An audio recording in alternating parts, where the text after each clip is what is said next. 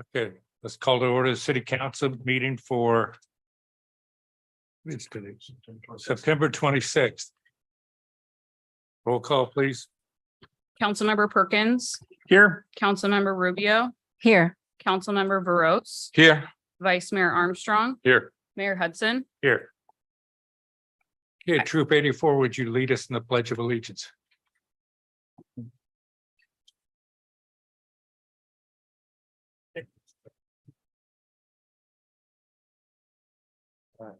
Please recite with me the Pledge of Allegiance. I pledge of allegiance to the flag of the United States of America and to the republic for which it stands, one nation, under God, indivisible, with liberty and justice for all. Thank you. Would you like to introduce yourselves? Or would you rather have? I'll introduce All him. right. Step up here. We have Reese Marlowe and we have Wes Weininger, two of our more senior scouts in Troop 84. So thank you for coming out tonight, guys. And this is Councilmember Perkins, one of our more senior council members. Who knew, right? Yeah, Okay. Next item, please. Item 3, announcements. 3.1, changes and additions to the agenda. There are none this evening. 3.2, if you would like to speak under public comment regarding an agenda item, please fill out a speaker card located in the back of the room or raise your hand using *9 on your telephone. Item 3.3, boards, committee, and commission meetings for a list of upcoming meetings can be found on the city's website. Item 4, public comment. Thank you. Okay, under public comment. You may address this council on any item regarding anything not on the agenda, or if you wish to have an item pulled from the consent calendar. It's important to note that only the council members can pull an item but you can make a request, and you would do that under public comment. Do we have any cards? We do have one speaker card this evening. Paul Lee. Okay, Paul.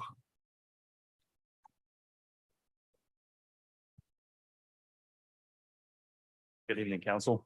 My name is Paul Lee. I'm a resident of San Ramon for about 19 years. I live directly across the street from East Branch Park.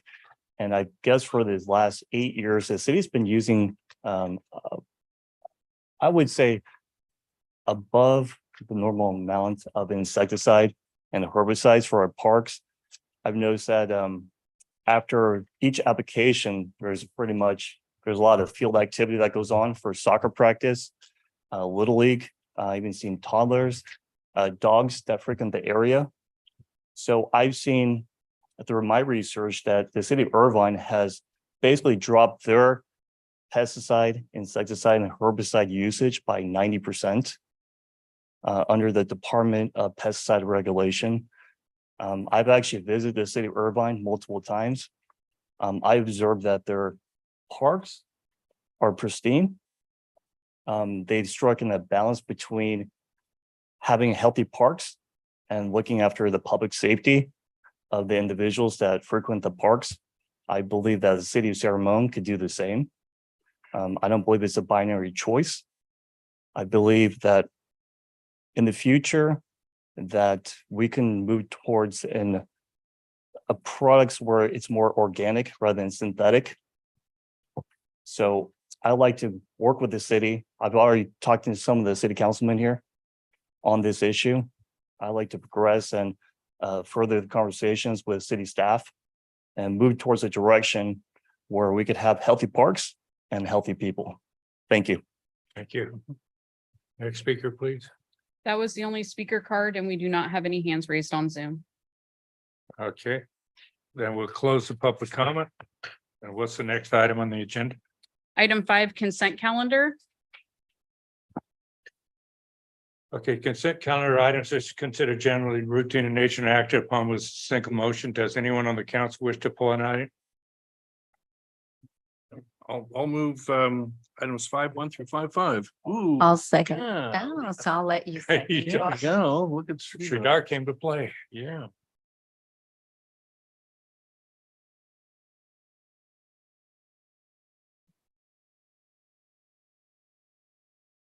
There we go. Okay, looks like we got 5-0. That ends it.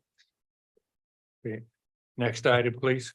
Item 6, special presentations. There are none this evening. Item 7, deferred consent items. There are none. And item 8, city council appointments. 8.1, Arts Advisory Committee appointments. Staff report by Brad Morris, Parks and Community Services Division Manager. How you doing, Brad? Good to see you tonight. Good to see you. Good evening, council members, mayor. Thank you very much for having me here this evening. Here to present to you the Arts Advisory Committee appointment.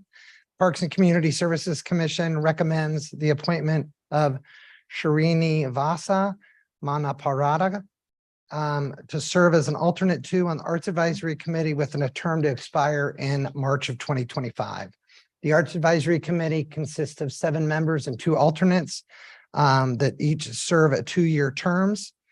There is currently 1 vacancy on the committee consisting of the alternate position. The city clerk posted the vacancy on the website and social media accounts, and we received 1 applicant. The ad hoc committee for the Parks and Community Services Commission, consisting of Commissioner Dorlick and Lopez Lucy, interviewed the applicant and is recommending the appointment. The Parks Commission approved the recommendation at the September 13th, 2023 meeting and recommended it come to the city council for approval. Questions of staff? Pretty straightforward. Go ahead. Thank you, Brad. Thank you. Thank you, Brad. Thank you. I'll move 8.1. I'll second. Yeah, Second. You tried. we get a button on here we get to push, and whoever's first gets that I can spot. I'm explaining it for the audience there, why we're.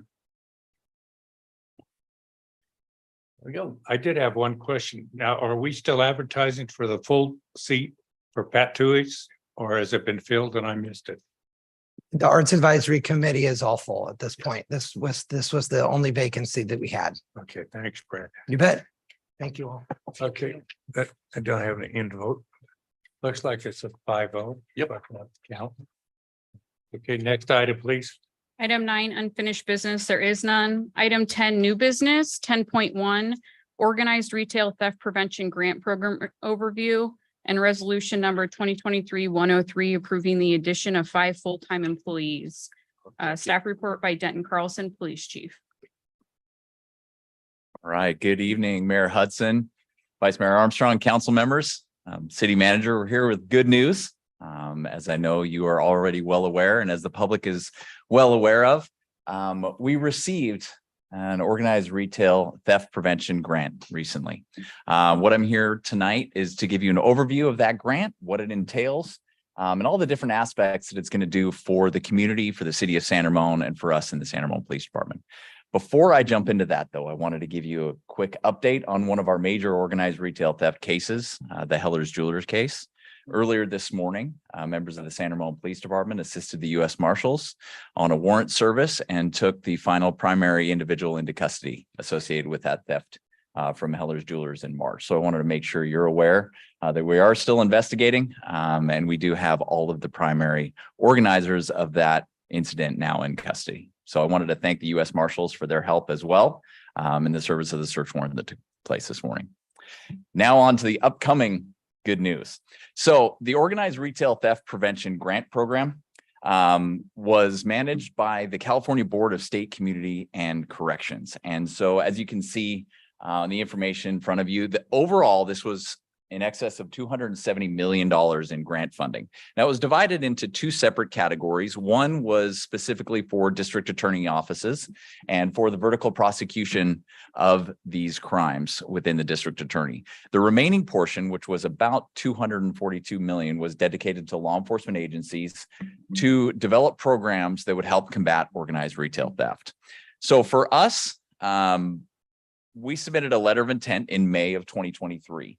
And when that first letter of intent was submitted, we understood that there were quite a few agencies throughout California that were putting in for this grant. Now, it was a competitive grant, obviously. We submitted our application in July of 2023, and I know there was a staff report that was sent to you acknowledging that grant application in July as well. And fortunately, based on a lot of hard work, and I want to give a huge amount of credit to Acting Captain John Cranford. He would be here doing this presentation tonight. but he's with his family in Disneyland, which is much more important. So I told John, we will take care of it. No problem. Enjoy the Cars ride and have fun with your family. And then when you come back, it's time to get to work on this one. But we did submit our applications in July, and we were approved by the board for full funding of our entire application on September 14th, 2023. Now, one critical component that I want to make sure is clear on this. This is an unusual grant in that there is no matching fund requirement. So this is all money coming to San Ramon, to the city, to fund the programs that I'm going to go over in a few minutes here, but there is no local match. Now, obviously there are fiscal implications for the city of San Ramon. There are things that we will have to handle that will come along with some of the programs here. But as you'll see, it's a tremendous investment in the San Ramon community by this California Board of State Community and Corrections. And it's something that we're very, very excited about. So to go into what this really means. So over the course of the next 44 months, from October 1st, 2023 through June 1st, 2027, we are eligible for $5.6 million in reimbursable funding. So all of these costs need to be dedicated to organized retail theft. And what it's going to do is we're going to be able to add additional police personnel. We're going to develop programs, and we're also going to be able to purchase a significant amount of equipment and fixed assets that will help these programs be successful. So what is ahead for us? So we are going to develop an organized retail theft suppression team. That was one of the critical components of this grant. We'll go over that in a little bit. We are going to be able to establish a drone as first responder program here in the city of San Ramon, which I talked to you about in February when I gave the annual report. Very excited about the ability to develop and ramp up that program. I think it's going to be critical for our response times throughout San Ramon, as well as situation awareness, officer safety, safety of the community, so many different aspects. We're also going to be able to enhance and support our citywide camera program, which we'll go over in a minute, what that entails, and then also vehicle and equipment to support all of these programs. So as we dive into the details of this, the Organized Retail Theft Suppression Team, and I want to remind you, this is 100% funded, salary and benefits included, will include 1 sergeant, 1 corporal, 2 officers, and 1 dedicated crime intelligence specialist to organize retail theft within the city of San Ramon. That will be their job. They will be deployed to retail theft incidents that occur. They will be investigating retail theft cases that take place. They're going to be taking these cases to the district attorney for prosecution. They're going to be covering the whole gamut of it, and that is going to be their job. That is what they're going to do. It's exciting for us because we have been looking for this type of a specialized team for quite some time. And I know Chief Stevens several years ago talked about this in one of his annual reports. And now we're able to bring this type of a team to fruition. And because organized retail theft has increased so much over the last several years, it's something that really can be a focus for us in creating that safe and secure environment. The Drone as First Responder program, like I mentioned back in February when we talked about this, what this will allow for is rapid response to priority 1 and priority 2 calls for service. It'll increase situational awareness for officers that are responding. I want to make it clear, though, that this is a responsive, not a proactive program. So we are going to be responding to community calls for service and responding to calls generated by officers in response to maybe observing organized retail theft. This will not be a surveillance program. Any surveillance that is ever conducted by anyone in our drone unit is done after a court order is obtained. So I want to make sure that that's completely clear to you and also to the members of the public. This is going to be a responsive, not a proactive program. Can I just add one little Yes. thing in there? If you have a few minutes, go on to the Chula Vista website. They have a drone as a first responder program in place, and they have a few videos that you can watch from previous incidents where a drone responded and it changed the complete nature of the police response. There was a man with what looked like he had a pistol at a taco stand, and they come to find out it was a cigarette lighter. You can imagine the difference that a police officer would respond, whether it was a man with a pistol sitting at a taco stand versus a man sitting with a cigarette lighter. And so it changed the way that officer responded to that incident, and it de-escalated it substantially. saving that officer and that person from a whole escalation problem. It is. And I know I shared this story in February when I gave you the annual report, but we've been researching this for quite some time to try to be able to implement it. Fortunately, this grant is allowing us to do it. Fiscally, it would be a challenge without this grant to put it in place. But in preparation for this program down the road, we sent 3 people from our agency down to Chula Vista, and they spent an entire day researching it, spending time with their DFR unit, watching it in real time. And they were sitting in the drone room, and the final bullet point there will come to fruition here is the live 911 aspect. They were in the drone room, and what live 911 does is it allows the drone operator to listen in real time to the calls that come into dispatch center.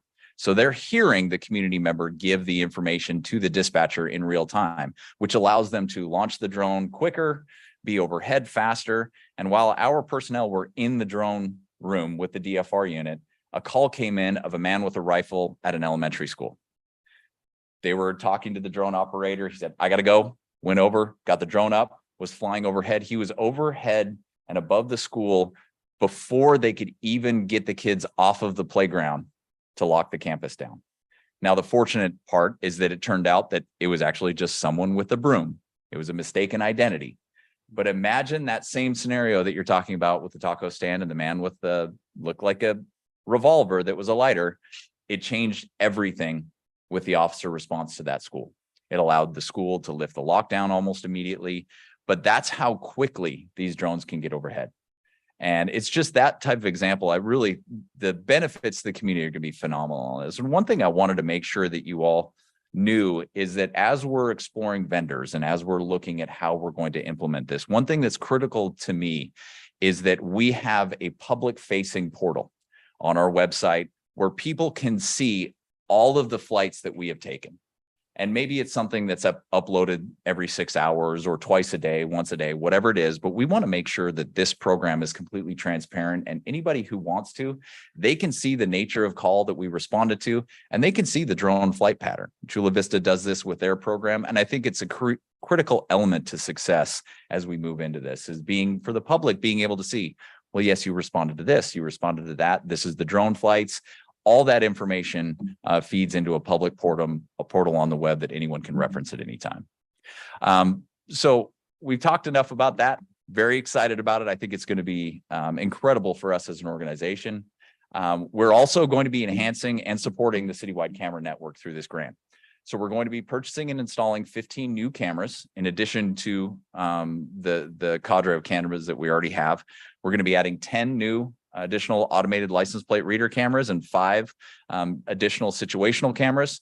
And the other component of this is the grant will fully coverage all the licensing and software costs for the entire 44-month period for all of our citywide camera network. So to us, that's a critical component to maintaining this program, because we are now getting just past the CIP funding for the program. So these were costs that were going to be incurred within the police department's budget and the general fund. Now we have those costs because they are so successful and because it is such a great crime fighting and investigative tool. Now this entire program will be funded throughout the duration of the grant.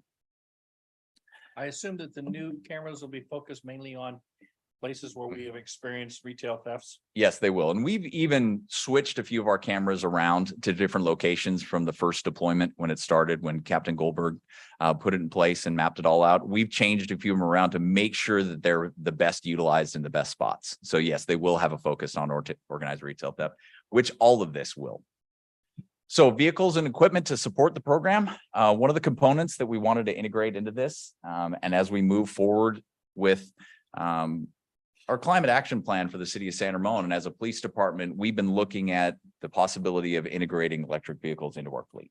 Now, we want to dip our toes in the water because we're not really at a place infrastructure wise where we want to put marked first responder units in electric vehicles yet.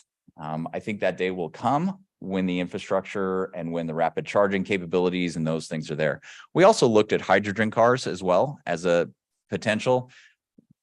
But as of now, the market is very limited in what's available there. And I think it's critical for us as, and this is kind of personal feelings on mine, is that we're exploring vehicles that are American-based companies and made in the US, and those just don't exist yet with hydrogen vehicles. So it is something we'll look at in the future. But what we're doing with those 3 electric vehicles that are funded by this program is, as you well know, and you've probably ridden in these cars before, our watch commanders currently ride in dark blue, unmarked Dodge Chargers. Now, I don't think that there's anyone out there who's confused that it's a police officer driving that car when they're out there. But what we're going to do is we're going to take those unmarked, fully outfitted Dodge Chargers. Those are going to go to the organized retail theft suppression team to deploy and to be utilized by them. But then we have to take those cars and we have to replace those cars for administrators to utilize during the course of their duties. So what we're doing is we're replacing, as those Dodge Chargers are shifted to the organized retail theft suppression team, we're going to replace those with electric vehicles. And again, this is going to be fully funded by the grant. We're allocated $55,000 per vehicle with an additional $10,000 for vehicle upfitting for each of those electric vehicles. We're also going to be purchasing 2 additional unmarked vehicles to be utilized during investigation process for the organized retail theft suppression team. These are vehicles that are designed where you're not going to know that they're police vehicles. So they're not going to be Dodge Chargers, I can tell you that. And then it also covers all of the new officer startup costs associated with the hiring of the new personnel, including radios, safety equipment, uniforms, and then all of the different side costs that come with standing up a new team like this.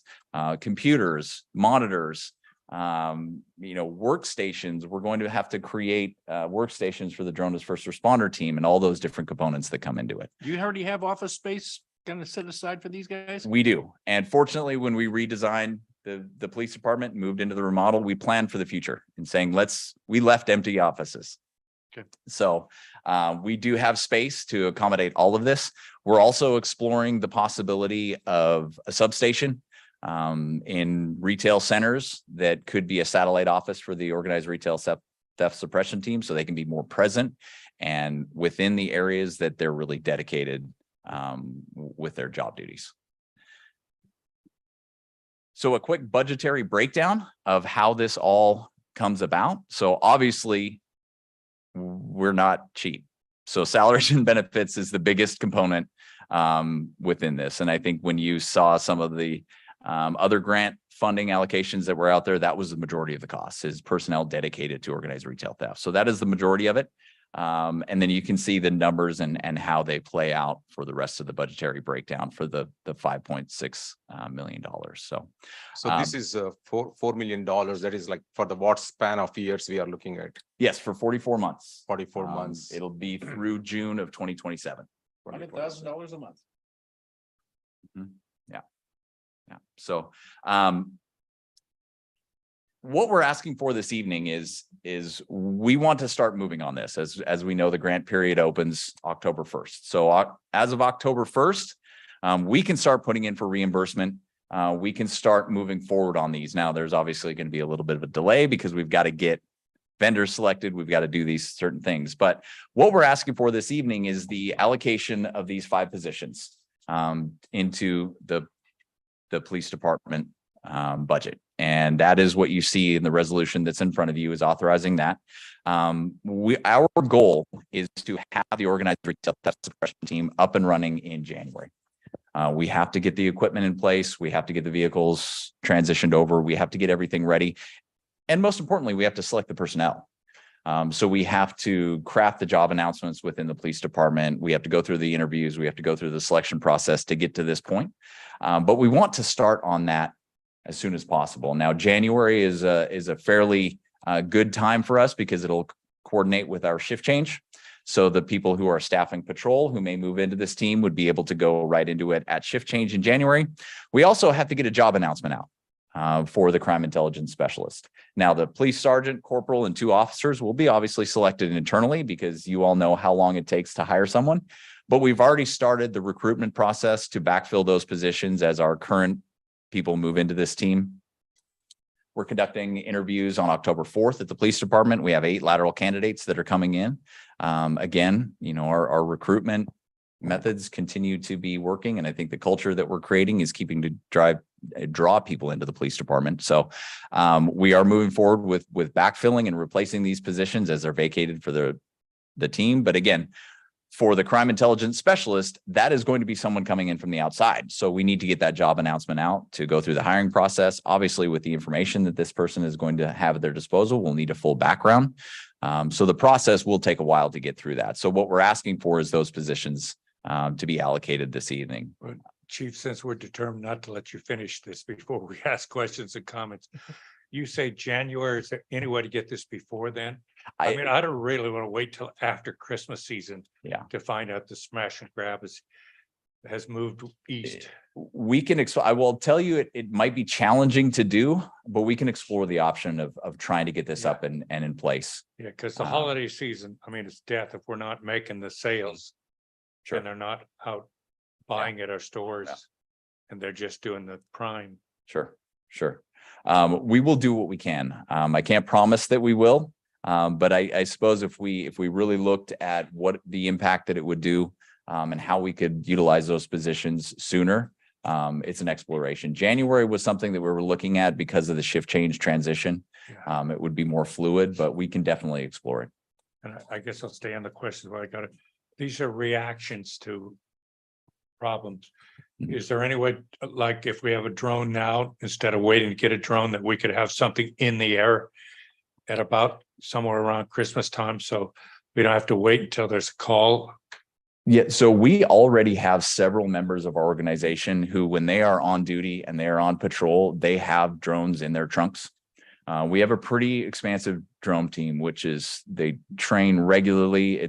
I've sat and watched in real time what they're doing when they've helped out the SWAT team and what they're able to do, and it is pretty impressive. So we do have those available. It's not in the drone as a first responder format right now, but we do have a very capable drone team already in place. Just something to consider when we're looking. Anyway, any other questions before we? So this is going Yeah. from 70 to 74 officers is Correct. what we're being asked to authorize. Correct. And from, what is it, 20 something civilians to It'll go 20 from 19 to 20. 19 to So 20? total FTEs will go from 89 to 94. Okay. And then sworn personnel will go to 70 to 74. And then I also wanted to mention just the one component at the very bottom of the slide there, which is also in the staff report. So there's a clear understanding. What we're also asking is to reclassify one current position that is vacant from a police officer to a sergeant position. And that is for an analysis that you all know was in our budget that has been going on for about a year of our calls for service for the past 5 years. So what we're doing is we're adjusting our staffing levels to ensure that we have the most people out on the street when the community calls for service are the highest. And it's kind of reinforcing. We know that the afternoons and evenings are our busiest time by far, but seeing all the data come in really reinforces that. So what we're looking to do is reclassify that one position to ensure the maximum supervision, and we can deploy those resources as necessary. So these officers that are on this retail theft prevention program will respond to retail thefts regardless of what beat it is in. So it could be out in Dougherty Valley. It could be over here at the Safeway. It could be at City Center. Doesn't matter. Absolutely. These people, so will the other officers that are on patrol, will they ignore, or what will their duties be regarding retail theft in their beat? No, I think that it will be a multiple unit response because as we do right now, when a crime occurs, or especially with in progress crime, In progress, right? multiple units are going no matter what beat it is, and that'll stay the same. Now, the investigation portion of it, the initial reporting aspect, the gathering of evidence, that will go to the retail theft suppression team. And you know, the impact that it has is our assigned to patrol beat officers will be back to in service quicker. Mhm. They'll be back out there available to respond to emergencies. It's just, there's so many different trickle down effects that this will have that'll benefit the community, which is, I think, why we're so excited about it. So typically our community is, or most of the communities are get impacted retail and catalytic converter. So we should be able to expand, right? Yeah. To that catalytic converters issues So- also. Right. So the grant is actually covers motor vehicle theft and motor vehicle accessories as well.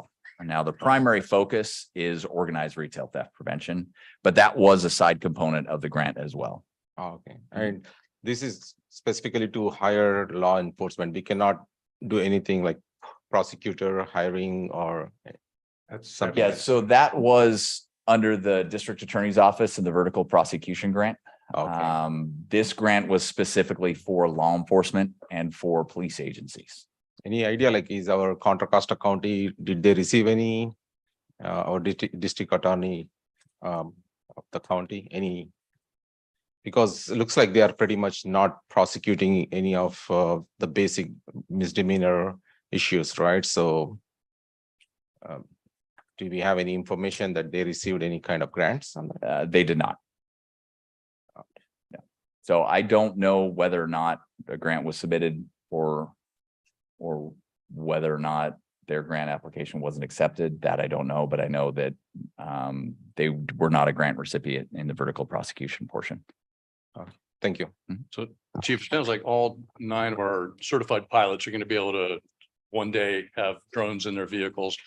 The piece about the drones as a first responder being staged on the roof of City Hall, can you tell me how that's going to work? Is it going to be there on plugged in? I mean, how's that all? Sure. So whole there's thing work? 2 components and initially when we were going at this, we said, at City Hall, the infrastructure is there. It's the city building.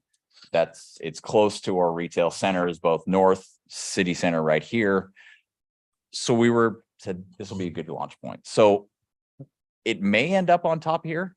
It may not. We may explore different options and really they were actually talking in the office next to me about the plans and they were really going to go drive around the city and look at different buildings, different opportunities, parking structures, what may work. But the way it works is the drone can be piloted from anywhere. Right. So our drone pilots will actually be at the police department operating the drones, but we will also have an observer on a rooftop. So we will have someone wherever the launch point ends up being. If it's up here on City Hall, anytime the drone as a first responder program is operational, there will be someone up there creating line of sight, observing the drones. And the biggest component to the line of sight is they have to make sure the airspace is clear. And the FAA requires that you have that. Now, you may not be able to see the drone that's flying a mile away, but you can see a helicopter that may come in or a low flying, something else that may come into the airspace. So that's why they have it up there. And then they also have the observer on the rooftop to be able to change batteries, to be able to do all the maintenance. Theoretically, wherever we end up landing, what we'll probably do is create a secure location where the components for the drones can be secured and locked up overnight. Now, we don't want to necessarily keep them up there in inclement weather because that may deteriorate the interior maintenance of them may grow on it and we may not have quite the capability. So whether they'll stay up there all night long or overnight or for, during inclement weather, we're going to iron all those details out. But there will be someone on the roof whenever the program is up and running, but they'll actually be piloted from the police department. Okay, thank you.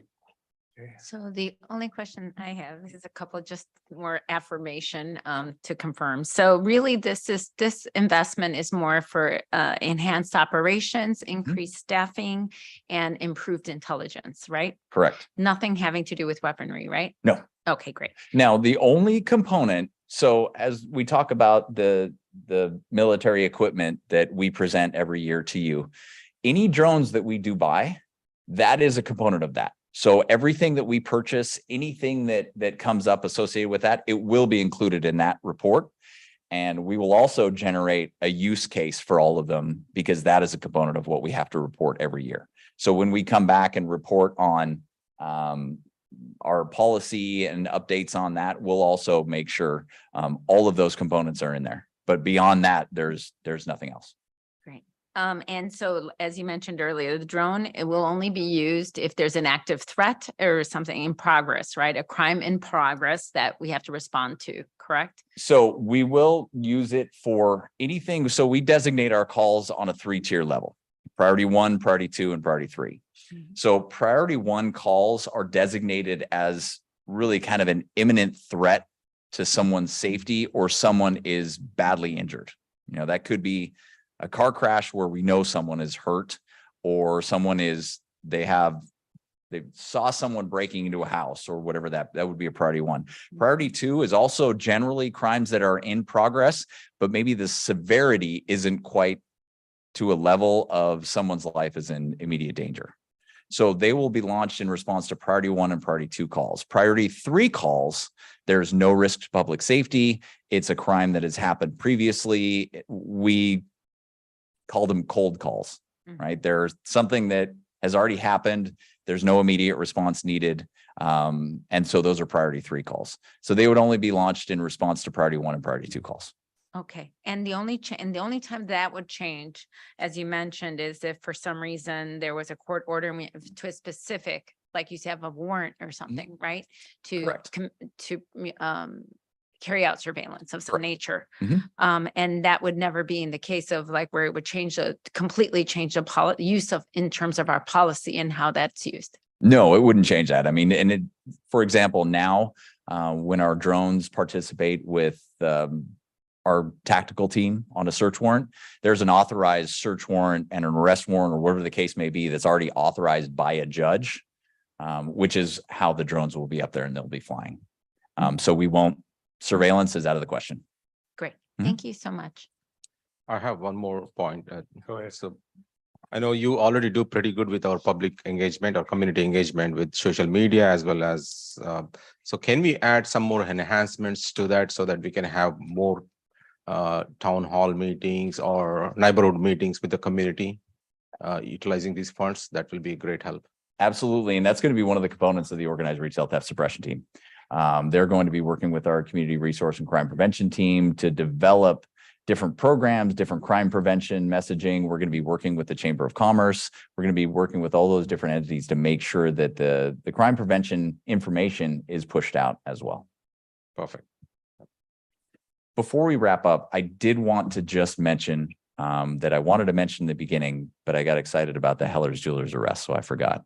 I did want to make sure that we as the police department gave an incredible amount of thanks to the San Ramon Chamber of Commerce, to Assembly Member Rebecca Bauer-Cahan, to District Attorney Diana Becton, as well as the San Ramon Valley Islamic Center. All 4 of those groups wrote letters of support for us in our grant application. And to me, I think all of those different components being included in what we submitted and our strategies and our programs, I think all of those played key factors in the successful awarding of this grant. So I just wanted to make sure that those folks were all recognized for their contribution in helping us out.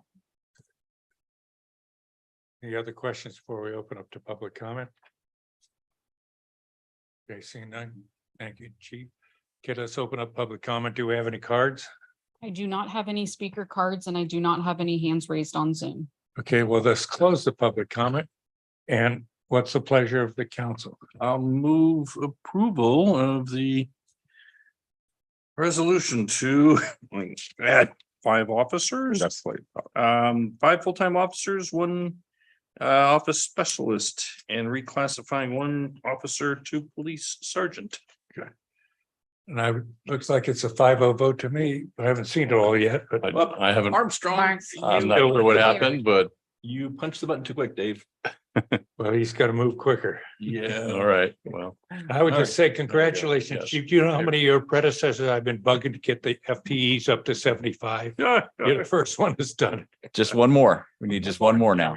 Well, I wanted to thank you for your support as well. So thank you very much. I do appreciate it. And speaking for everybody within the building, we're very excited about the opportunities this is going to give us, especially when it comes to creating that safe and secure environment they want. So thank This you very is- much. This is really a big deal. I mean, Yes, just it is. today in the papers, you could read about, Oakland, San Jose, San Francisco. Businesses are shutting down. They can't keep customers. They can't keep their stores in business. And, we just saw a report about Target closing 3 locations in the Bay Area. We saw that report today. So fortunately, our Target wasn't one of those. But this is a really big deal. It's going to go a long way to keep retail theft out. Yeah, or I agree. prevent it. All right. Thank Well, you. thank you again. I appreciate it. Preparation. Thanks to SRPD for all your leadership and in making sure we get the grant. As Council Member Armstrong mentioned, there are some cities that couldn't get this because they didn't submit the applications. It's so sad. Oakland's Right. getting absolutely hammered. Hammered, yes. So they didn't get anything. So thanks for being proactive. And also in addition to Alameda all the County. thanks to Governor Newsom for creating this grant program, because this plays very important role on vibrant retail environment within the cities, especially the growing cities like ours. So thanks. Thank you. Now you get it to where people don't want to go in and shop. You got real problems. Oh, yeah. I saw some businesses in Oakland are going on a strike today, even. Yeah. That's interesting. Oakland had, If you can't As make a of- profit, as of the end of August, they had over 10,000 vehicle thefts. Right. A 50% increase over last year. Yeah. In vehicle Yeah, thefts. they don't need to come this way. Thank you. Thank you. Thank you. Okay, next item, please. Item 11, city manager and city council member comments / matters initiated. Oh, you can start with city manager. It's always fun. Sure. Just a couple quick updates for this evening. One, I'd like to mention an update on the Bollinger Canyon construction. Night work begins tomorrow night through Friday. So we will have night work from 8 p.m. to 5 a.m. and it will only impact the westbound lanes, reducing it to about 1 lane in that direction. So it is not a compete. O'clock at night. 8 p.m. to 5 a.m. Yes. And then the other item, a quick update, our 40th light parade will occur on November 4th. We're all very excited about it. Parade entry closes on October 22nd. So any community groups that are interested, you can go onto our website. You can find the application. I believe shortly after the 22nd, maybe on the 26th, there's a mandatory meeting of anybody who's applied for the parade to help organize and figure out what you exactly need to do to get your float up and running. So looking forward to that. It's going to be a very fun evening on the 4th of November. And that's my update for this meeting. Thank you. Marisol, you want to lead us off? Sure, thank you. Let's see, since the last city council meeting on September 13th, I attended the employee reception with all of my fellow council members, which was a great time, good food and good company, and wonderful to get to meet and talk with our employees and hear them out. A lot of what happens here is due to the work that they're doing. Everything that we see in our city is a function of the work that they're doing. So we are absolutely very grateful to them. Also on September 18th, I attended the San Ramon Arts Foundation meeting, and we talked about the 40th anniversary light parade. And one of the things we were talking about is, so who's going to carry the banner, or who can we bring to represent on the Arts Foundation? And we're looking into some local, they're looking into some local dance groups to see if they'd like to walk in the parade on their behalf. And then on September 19th, I attended this teen council, and one of the things that was really kind of the focus was talking about a campaign against bullying in schools. And a very wise young teen brought up the incredible idea of making sure that we put the focus on the survivors and really putting the lens on them and showing their resiliency, and that these are really wonderful people. And so telling their stories as a primary focus at the forefront. And then lastly, from September 20th to the 22nd, attended the Cal Cities. We had a lot of meetings, events, things, and we also spoke at various booths about opportunities of resources that may be out there available for the city and that will optimize our services and operations here. So that's about it. Thank you so much. Okay, Scott. Okay, I also attended Cal City's convention in Sacramento, learned a lot from both the speakers and from the vendors. I know that the staff will probably endure council members dragging business cards to their offices and things like that, but hopefully there's a few nuggets in amongst the chaff. So it was a good opportunity. EBRICS, the East Bay Regional Communication System Authority, attended 2 finance committee meetings. There is a new contract with Motorola, which increased our costs by about $1.4 million a year, chief. What you can expect from that is an increase in our per radio cost going forward. We haven't settled on what that increase will be, but it's important we have this. This includes both a capital equipment replacement piece as well as an operating piece. Let's see, CCTA, thank you very much, David. Moraga is going to get about $10 million to improve St. Mary's Road, part of a multimodal safety improvement project. Newell Arm Ridge is taking your spot on the Iron Horse Trail Corridor Management Program Advisory Committee. The San Joaquin Joint Powers Authority Board that you sat on is now Diane Burgess, and Erin Meadows is taking her alternate spot. That was the big news out of CCTA. LAFCO, Local Agency Formation Commission, annexed to Diablo Delta up around Bay Point. A new service. We do municipal service reviews. We're doing one on wastewater and then another one coming up on wastewater. Yeah, wastewater districts is the ones that we're working on a lot right now. So I think that covers the bulk of what I've been doing for the last month. Okay. Friday 22nd, attended Business and Community Roundtable hosted by San Ramon Chamber of Commerce. It was nice to hear a success story of our own local San Ramon business, Striking Distance Studios CEO Glenn Schofield. He shared with all his how he could able to successfully get into video gaming, and he shared some ideas and suggestions how we can bring similar studios to our city. And I took this opportunity to share or provide our city updates to the attending community members.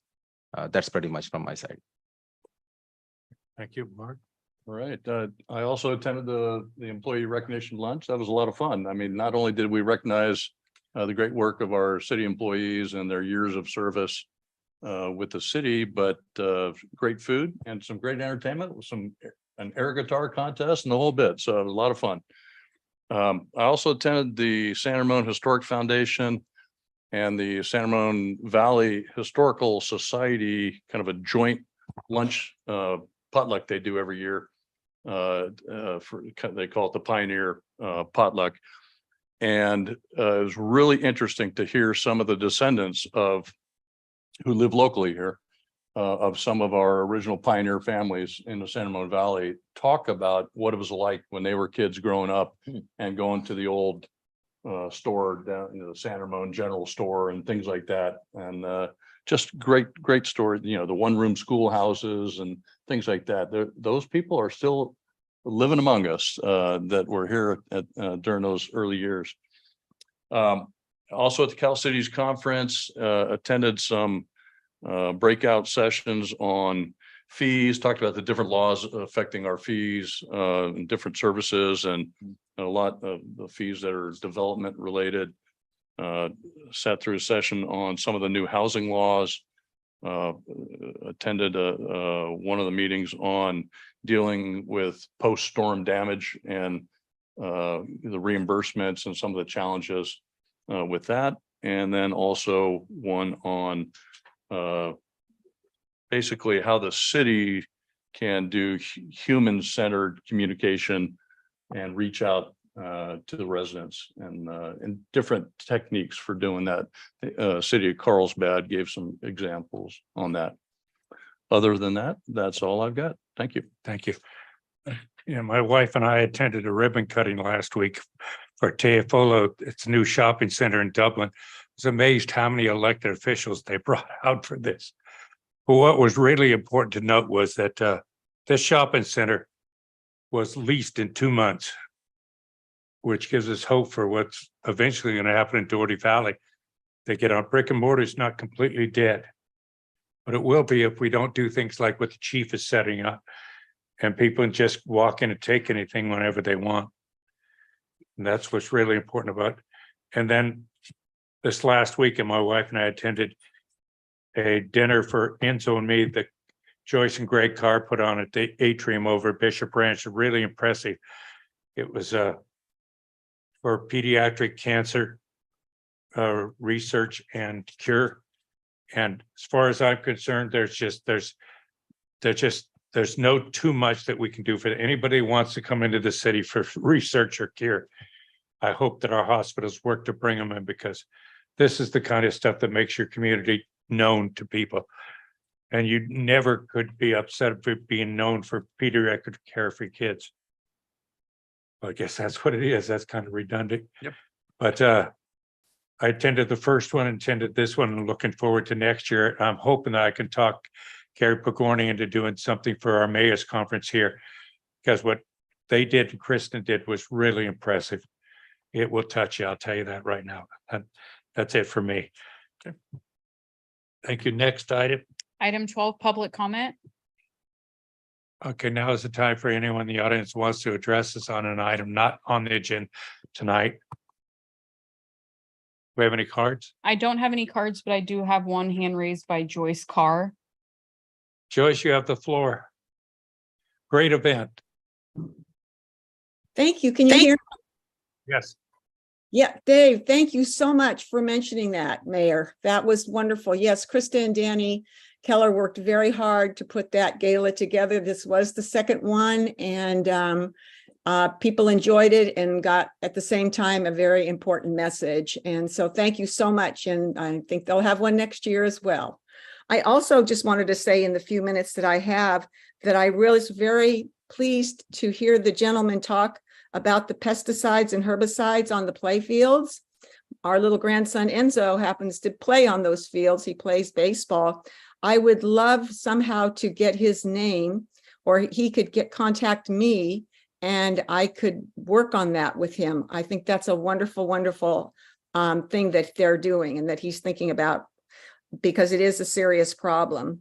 And lastly, I want to thank this city for putting in the paperwork for the retail theft program. I saw San Ramon on one of the news stations and I was so happy.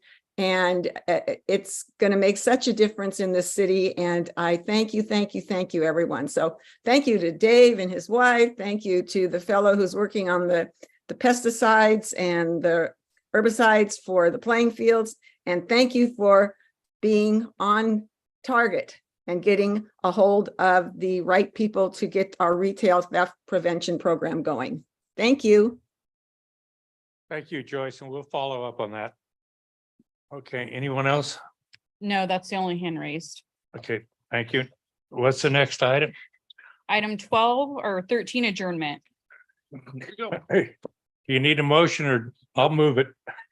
Just go. Say good night, Dave. Good night, Dave.